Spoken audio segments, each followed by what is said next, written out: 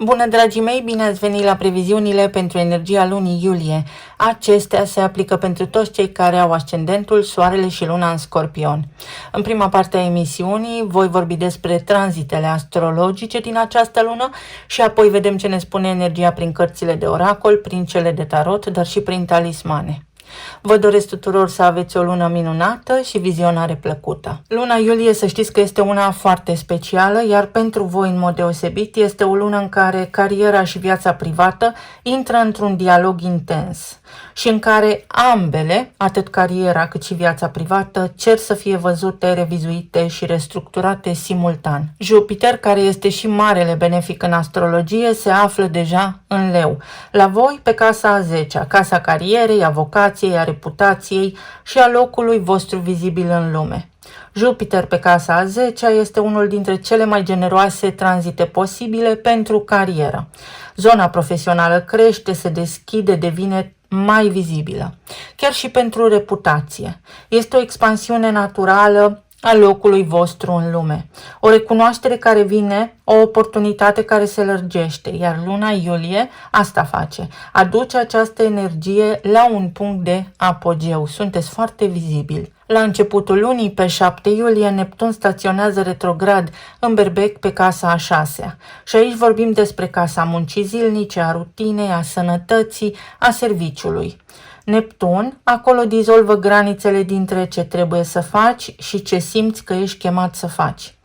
Când intră în retrogradare, procesul se întoarce spre interior și ești invitat sau invitată să clarifici ce din rutina ta zilnică îți servește cu adevărat și ce ai păstrat din inerție sau din iluzie, din miraj. Sănătatea ta în această lună este foarte importantă și îți cere și ea o atenție mai subtilă, deosebită în această perioadă. Ascultă-ți semnalele corpului. Apoi Venus, cea care guvernează banii și relațiile, își începe tranzitul prin Fecioară pe casa 11-a, unde regăsim comunitatea, prietenii, grupurile mari de oameni, audiența, planurile de viitor și va forma un aspect de quadratură cu Uranus, care este în Gemeni.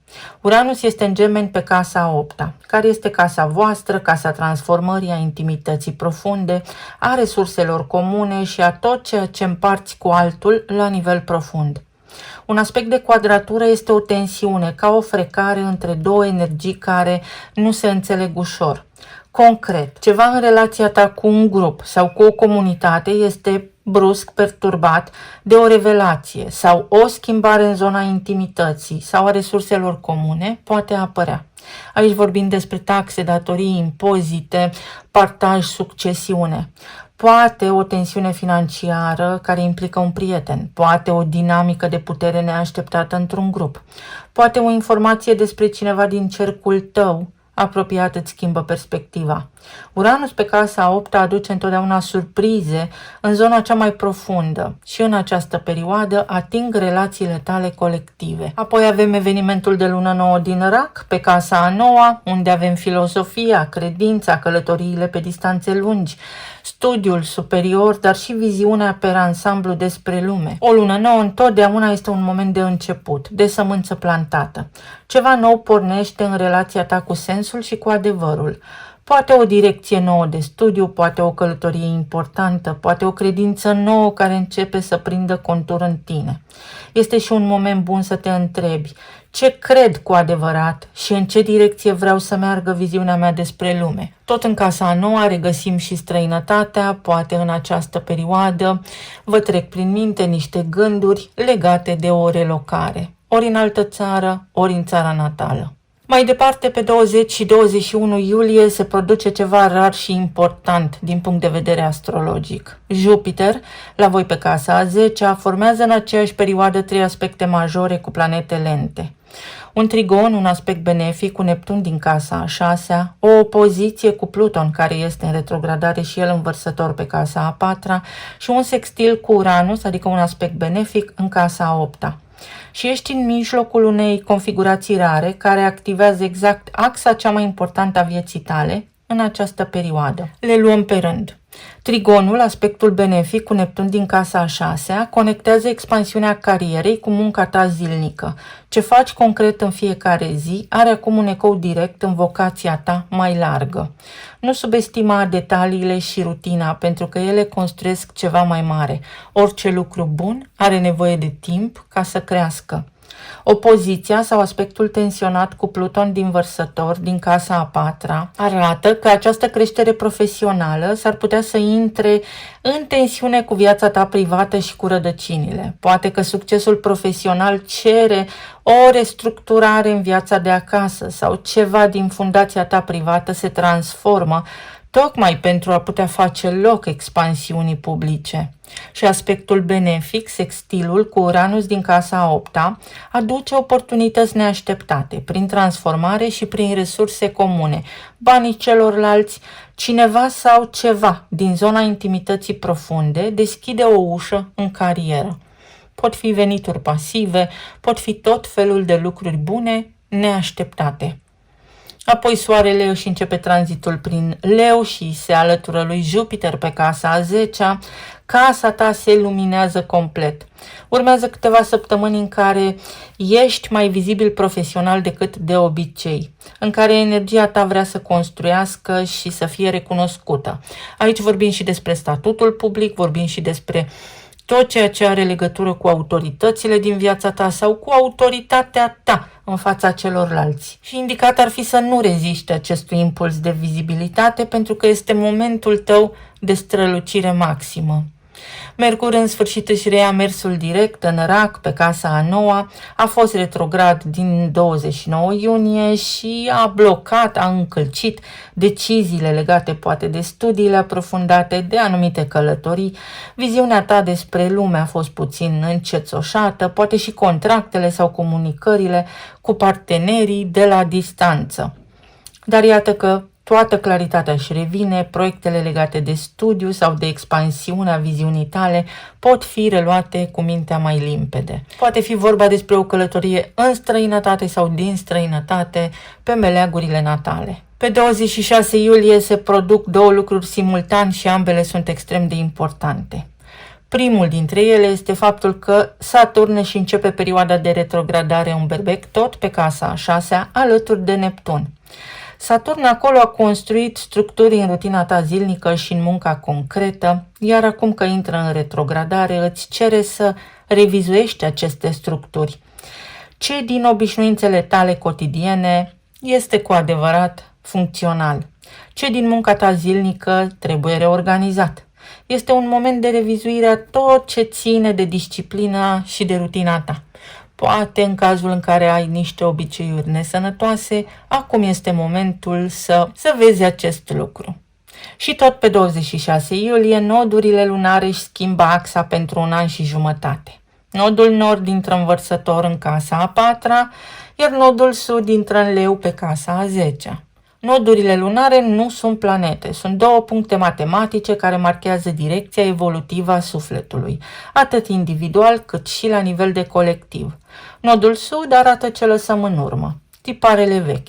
Nodul nord arată unde mergem, ce trebuie să construim. Pentru tine, nodul sud pe casa a 10-a în Leu înseamnă că tiparul vechi al definirii sinelui exclusiv prin carieră și prin locul tău public în lume, al constituirii identității prin recunoaștere profesională și prin ce realizezi vizibil, este gata să fie eliberat. Adică să nu te mai identifici cu locul tău de muncă, este doar un loc de muncă. Pentru unii dintre voi poate fi momentul în care vă pensionați, spre exemplu. Și acest lucru vine chiar când Jupiter strălucește pe casa a 10-a. Paradoxul este deliberat. Nu că succesul tău nu contează, contează și chiar foarte mult, dar direcția evolutivă te cheamă spre casă, spre rădăcini, spre fundație. Nodul nord pe casa a 4-a îți arată direcția următorilor ani, de aici din Vărsător. Căminul, familia, rădăcinile, spațiul privat, fundația interioară. De la a construi în lume pentru alții spre a construi în sine și acasă. S-ar putea unii dintre voi să fi fost foarte ocupați la locul de muncă sau să fie alocat o atenție mult prea mare locului de muncă și carierei. Și începând cu această perioadă pentru 1 an și jumătate, tema vieții voastre se schimbă. Familia intră pe primul loc în lista voastră de priorități. Și nu în ultimul rând, avem evenimentul de lună plină în Vărsător, iată, pe casa a 4-a, unde avem casa, căminul, familia, rădăcinile și fundația ta interioară. O culminație în această zonă, ceva legat de casă, de familie sau de viața ta privată, ajunge la un punct de claritate sau de încheiere. Este și prima lună plină pe noua axă nodală, adică este prima lună plină când avem nodul nord aici. Și are în ea energia unui prag, energia unui început de capitol nou în relația ta cu căminul și cu rădăcinile. Și în aceea zi, Jupiter va face o conjuncție exactă cu Soarele din Leu pe casa a 10-a și este o zi care capătă o forță aparte. Este chiar una dintre cele mai generoase zile ale anului pentru tine în tot ceea ce ține de vocație, de recunoaștere profesională, de carieră sau de succes cu autoritățile. Dacă există ceva ce vrei să lansezi sau să afirmi în plan public, acesta este momentul perfect. Luna iulie pentru tine este o lună în care strălucești profesional, este o lună în care ești chemat, tocmai în acest moment de vizibilitate maximă, să nu uiți de unde ai plecat și să revii puțin cu picioarele pe pământ. Fundația din casă și din rădăcini este cea care face orice construcție publică posibilă. Eu vă doresc să aveți o lună plină de succes, să vedem acum ce ne spun și cărțile de oracol. O lună foarte interesantă.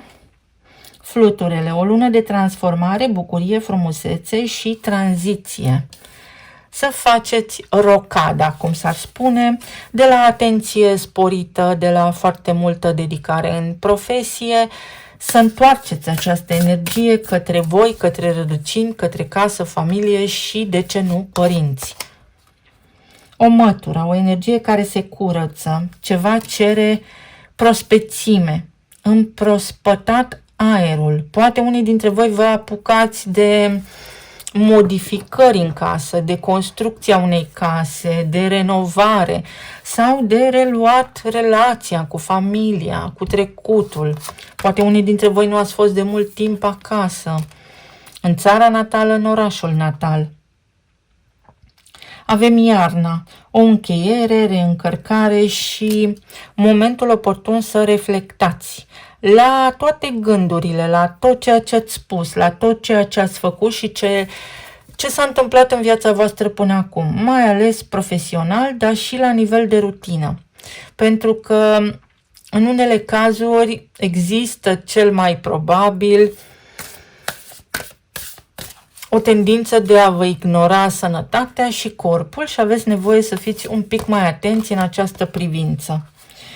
Iar aici avem integrare și atenție la detalii. Orice lucru bun are nevoie de timp. Pot apărea niște schimbări, dar sunt niște schimbări care nu se produc peste noapte, ci mai degrabă energia din această lună vă invită să începeți să evaluați corect ce faceți, acțiunile din fiecare zi, rutina, gândurile, obiceiurile, tocmai pentru a vedea unde pierdeți energie, unde dați prea mult. Aveți nevoie de echilibru. Această lună vă ajută să vă echilibrați. Să vedem acum la nivel de relații, plan material și emoțional, ce ne spun și cărțile de tarot.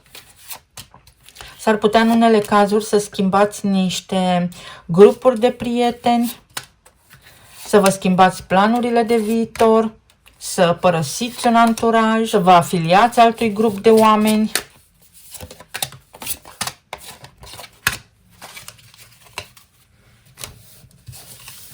Ceva se schimbă în viața voastră spre bine. 8 de cupe, împăratul, 5 de spade, asul de spade și regina de monede. Uite, la nivel de relație, energia vă îndrumă către parteneriat, către stabilitate și către casă. Aici avem împăratul, iar împăratul este antreprenorul, omul ocupat, omul care livrează, calitate, care se ocupă de aspectul financiar al casei și energia vă spune că a venit timpul să părăsiți acest rol și să faceți loc și partenerului vostru de viață, poate să se dezvolte, sau să aveți o discuție cu partenera voastră de viață, în cazul în care doar voi sunteți cei care susțineți familia, pentru a putea genera mai multe venituri, pentru că, așa cum am spus, veți avea un aspect benefic între Uranus și Jupiter spre sfârșitul acestei luni. Și este, să știți, un aspect astrologic care nu este des întâlnit în astrologie. Asul de spade și 5 de spade spune aici că ați fost și foarte exigenți cu voi înșivă și că nu prea ați avut timp de iubire, de relații, ați cam fost în lumea voastră. În cazul în care simțiți asta despre partenerii voștri de viață, această lună vă oferă pragul ușor de trecut către o conversație, către o discuție în care să vă exprimați foarte clar și diplomat nemulțumirile dacă vă simțiți ignorați, dacă simțiți că partenerii voștri de viață sunt detașați. În alte cazuri, unii dintre voi puteți întâlni acum o persoană cu care să intrați într-o alianță, într-un parteneriat, puteți cunoaște pe cineva, însă va fi foarte important de la început să trasați foarte clar regulile jocului, regulile din relație.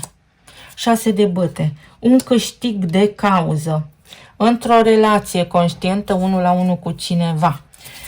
Poate fi și apreciere, poate fi și o lună în care relația voastră, căsnicia voastră se relaxează mai mult ca oricând. Cineva aici lasă garda jos. 7 de monede. Mai multă răbdare în casă. Pentru alții dintre voi, mesajul este următorul. Este de ajuns, a fost suficient, este suficient. Este nevoie de noutate.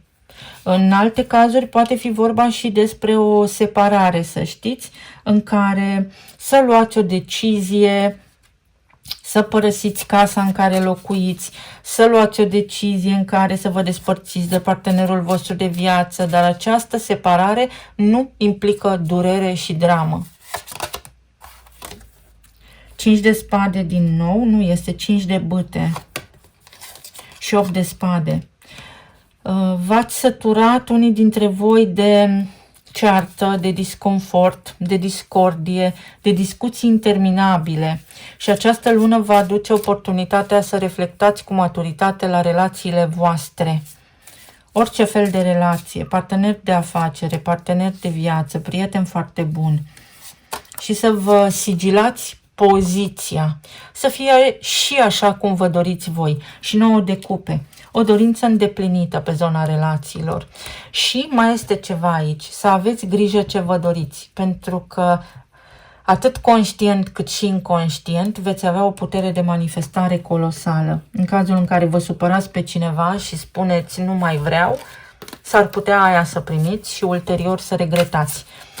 Energia din această lună pe zona de relații vă spune ai grijă ce îți dorești, pentru că aia s-ar putea să primești. Și mai luăm o carte. Avem aici stelele, dorințe îndeplinite, exact cum spuneam, miracole, lucruri care se pot întâmpla extraordinar de repede pentru voi, lucruri care vă pot surprinde, lucruri care apar deodată. Este și o vindecare a relațiilor, dar și oportunitatea să vă îndrăgostiți de cineva sau de altcineva. La nivel de plan material avem 7 de cupe, diavolul, 6 de cupe, 3 de spade și pajul de bâte. În unele cazuri aici este o provocare cu autoritățile pe care reușiți în această perioadă să o rezolvați.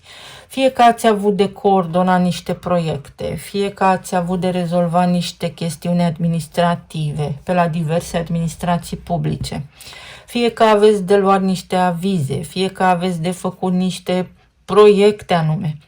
Această lună vă oferă prilejul să demarați acele acțiuni care anterior erau blocate și să scăpați de energia negativă a celor care blocau aceste proiecte. Pentru alții dintre voi poate fi și un moment de reconversie profesională. Diavolul este o zonă de confort. Și această zonă de confort în această lună s-ar putea să ajungă la o finalitate, tocmai pentru că nodul sud în leu intră aici pe casa a 10-a, ceva se schimbă, ceva nu mai poate continua așa cum a fost până acum. Și această schimbare, deși în aparență s-ar putea să vă streseze, iată că vă aduce din nou în punctul acela de bucurie, în punctul în care începeți să învățați ceva, în punctul în care ceva nou începe în viața voastră la nivel profesional, la nivel de imagine publică și de statut. Este o revenire. O revenire a senzației că puteți face niște lucruri mărețe. Din punct de vedere financiar, pot fi aici niște provocări cu creditele, pot fi niște lucruri care implică ceva pe zona imobiliară. Acestea se pot rezolva sau acestea pot intra în atenția voastră pentru a fi rezolvate în această lună. 3 de bâte și lumea. O așteptare ia sfârșit. Sau aici ceva se schimbă considerabil în legătură cu profesia, cu cariera, la locul vostru de muncă, o idee venită de nicăieri sau o idee venită prin infuzia lui Jupiter în leu, poate fi inclusiv o promovare după o lungă perioadă petrecută într-un alt rol la locul vostru de muncă. Poate fi inclusiv o desprindere de angajator și întemeierea unei afaceri, după caz. Dar este o lună bună care aduce o finalitate și o deblocare. La nivel de plan emoțional, 2 de cupe, 6 de monede, nebunul, regele de monede și regina de bâte. Uite, aici este foarte limpede și foarte clar că pentru unii dintre voi a fost o perioadă în care nu prea ați acordat atenție casei și relației. Nu spun că toată lumea a făcut acest lucru, dar spun că există această energie aici și tocmai luna iulie vă arată că o puteți lua de la început prin a face lucrurile corect, prin a face lucrurile calm, calculat și pe curat, pentru a vă simți mai bine, atât voi cât și partenerii voștri de viață. Pot fi pentru unii dintre voi niște proiecte noi, pentru alții dintre voi poate fi un parteneriat, pentru alții dintre voi poate fi un moment în care începeți să mai învățați ceva și de la ceilalți, pentru că ați ajuns într-un punct în care nu le știți voi chiar pe toate. Pentru alții dintre voi poate fi un moment extrem de benefic în care să predați niște cursuri, să livrați o informație, astfel încât și cei din jurul vostru să poată progresa așa cum ați făcut-o și voi. Altora dintre voi vi se spune că aveți nevoie de o rutină mai sănătoasă și că totul pleacă de la mâncare, alimentație și lingură. În cazul în care doriți să pierdeți niște kilograme, aveți aici o provocare cu metabolismul, tocmai pentru că nu faceți mișcare. Și vi se indică mișcare, vi se indică plimbări în natură, fiecare cum poate și după caz. Evitarea sedentarismului. Poate fi inclusiv o căsătorie pentru unii dintre voi, ceva legat de o căsătorie, 5 de cupe, regina de monede, pentru unii dintre voi poate fi un divorț, să știți, dar este practic un divorț care se întâmplă ca următorul pas firesc într-o relație care nu mai funcționa de mult și asta nu implică durere, ci implică o finalitate autentică și absolut firească. Și posibilitatea de a pleca către o viață mai bună. Pentru alții dintre voi este o întoarcere acasă. Ori voi vă reveniți, ori copiii voștri se întorc acasă, ori voi faceți o vizită în țara natală. Ceva vă aduce înapoi în simțire. Este ca și când ați alergat la maraton, dar nu o perioadă, ani buni de zile. Nu este ceva recent aici, sunt cel puțin 7-8 ani. Angajament. Este o lună în care ceva se poate întâmpla în legătură cu relația voastră, să cunoașteți pe cineva, relația voastră să se relaxeze, să meargă mai bine, poate fi pentru unii dintre voi inclusiv divorț, dar este ca un pas firesc, natural, nimic de speriat, fără suferință, fără dramă. Să vedem ce ne spun și talismanele. Iar în alte cazuri poate fi un nou contract de muncă. Suntem ceea ce credem că suntem. O lună în care ideal ar fi să fiți foarte, foarte optimiști pentru a putea ieși din roata în care vă învârtiți constant. Este o lună care sparge ritmul, să știți, pentru voi. Pentru ca voi să vă reveniți. Oricum erați altădată, ori pentru ca voi să ieșiți din ceva ce vă blochează. Cu ochii pe viitor, casa a noua. Eremitul, unde și începe tranzitul planeta Venus. Poate fi un nou grup de prieteni sau poate unii dintre voi cunoașteți pe cineva printr-o comunitate, printr-un anturaj. Te iubesc și uite racul.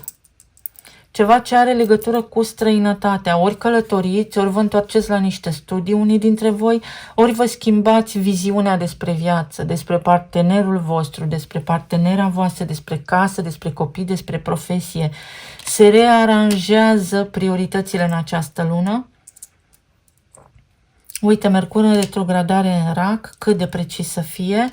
Scoate la suprafață niște lucruri de care nu erați conștienți, tocmai pentru ca voi să puteți închide un anume fel de a fi, un anume gând, un anume tipar, un anume comportament și să puteți păși mai departe de îndată ce Mercur își reia mersul direct, dar victorioși. Să tăiați niște atașamente, niște obiceiuri nesănătoase din viața voastră.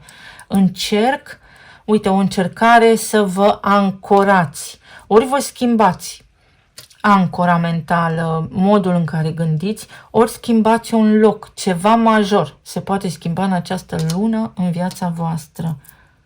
Din nou retrogradarea și Neptun și Saturn și Pluton sunt în retrogradare și vor face aspecte între ele în această perioadă, iar asta înseamnă pentru voi că rutina voastră cere o schimbare. Ori să vă ocupați de sănătate și să o luați în serios, ori să fiți atenți la ce faceți voi în mod recurent zilnic, pentru că acolo ceva prăbușește practic viitorul vostru prin micile detalii. O sincronizare, o sincronicitate, o aliniere nu aduce anul, ce aduce ceasul. Uite, aveți nevoie de odihnă. Identific o ușoară rezistență la insulină în unele cazuri, poate o stare de somnolență care vă supără, dar poate fi un nivel de stres foarte, foarte ridicat și aveți nevoie să vă calmați puțin. Sistemul nervos, leul înseamnă inima, tot ceea ce implică zona inimii, tot ceea ce implică sistemul cardiovascular. Aveți nevoie să fiți foarte atenți în această privință. Și RJ, Jupiter. Jupiter vă arată acum calea. Pentru alții dintre voi este un junior. Sunt niște studii pe care le începeți, sau poate fi ceva legat de un profesor, poate fi ceva legat de o diplomă, poate fi ceva legat de străinătate, de o convingere, de o credință. Puteți deveni mai înțelepți unii dintre voi sau poate fi ceva legat de copiii voștri. Relația cu ai voștri copii are nevoie de atenția voastră și asta implică mai mult decât a încerca. Eu vă mulțumesc foarte mult, vă doresc să aveți o lună minunată, excelentă, să fiți bine, sănătoși și iubiți și să ne auzim cu bine și data viitoare. Pa, pa!